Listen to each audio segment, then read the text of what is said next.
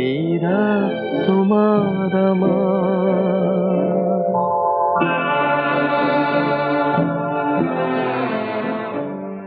তাকে বলা হয় নায়িকাদের নায়িকা, মহানায়িকা।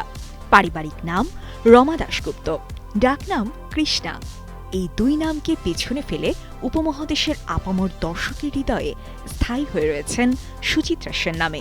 বাংলা চলচ্চিত্রের অবিস্মরণীয় কালজয়ী রোমান্টিক এ নায়িকার বাঁকা ঠোঁটের হাসিতে যে কত তরুণের হৃদস্পন্দন বাড়িয়েছে তা হয়তো তিনি নিজেও জানতেন না। বিয়ে করব। কি করবে? বিয়ে করব। সুচিত্রা এক চিরসবুজ প্রেয়সী, যার বয়স ওই পর্দার ছবিতেই আজও স্থির হয়ে আছে। তার চলন বলনের নিজস্ব স্টাইল যেন ক্রমেই অনুকরণীয় হয়ে উঠেছিল সেকালের যুবতীদের কাছে। কৃষ্ণা নামে সুন্দরী সুহাসিনী মেয়েটি যখন তার পরিবারের সঙ্গে বাংলাদেশের পাবনা থেকে পশ্চিমবঙ্গের কলকাতায় গিয়ে স্থায়ী হয়েছিলেন, তখন কি কারো পক্ষে কল্পনা করা সম্ভব হয়েছিল এই মেয়েটি এক বিরল ইতিহাস রচনা করে দেখাবেন? উপমহাদেশের চিরসবুজ ও কিংবদন্তি এই অভিনেত্রীর ১২তম প্রয়াণ দিবস আজ। ২০১৪ সালের ১৭ জানুয়ারি ভারতীয় সময় সকাল ৮টা ২৫ কলকাতার বেলভিউ হাসপাতালে হৃদরোগে আক্রান্ত হয় সুচিত্রা সেন। হৃদরোগে আক্রান্ত হয়ে মৃত্যু হয় সুচিত্রা সেনের। টানা তৃতীয়বার অর্জন করেছে দেশের সেরা সুপার ব্র্যান্ড স্বীকৃতি বসুন্ধরা টিস্যু। কিন্তু চলচ্চিত্রের আকাশে উজ্জ্বল নক্ষত্র হয়েই জ্বলে থাকবেন তিনি। যুগ যুগ ধরে প্রজন্ম থেকে প্রজন্মের মানুষপটে চিরসবুজ ও চিরস্থায়ী হয়েই বেঁচে থাকবেন এই তারকা।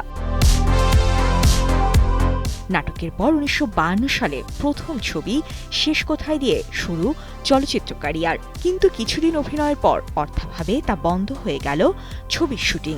শেষ পর্যন্ত আলোর মুখ দেখেনি ছবিটি। এরপর সুকুমার দাশগুপ্তর ৭ নম্বর কয়েদি সিনেমার মাধ্যমে চলচ্চিত্রে নিয়মিত হলেন সুচিত্রা। এর পরের ছবি অর্থাৎ নীরেন লাহিড়ীর কাজরি ছবির মাধ্যমে রমা সেন পাল্টে সুচিত্রা সেন নামে আত্মপ্রকাশ করেন তিনি। তার পরের গল্পটা একেবারেই অন্যরকম। সুচিত্রা সেন অভিনীত বাংলা সিনেমা ৫২টি আর হিন্দিতে কাজ করেছেন ৬০টি সিনেমায়।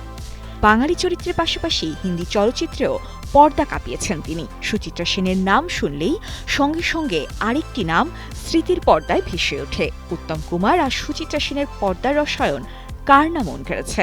একগুচ্ছ সুপারহিট সিনেমা উপহার দিয়েছে উত্তম সুচিত্রা জুটি। গেয়েছি একজনের জন্য।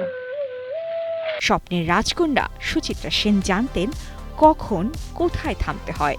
তাই তিনি নায়িকা হিসেবে পর্দার দিন শেষ হয়ে যাচ্ছে এই চরম সত্যটি উপলব্ধি করেই সচেতনভাবে বাইরের দুনিয়া থেকে নিজেকে সরিয়ে নেন নির্জনতায়।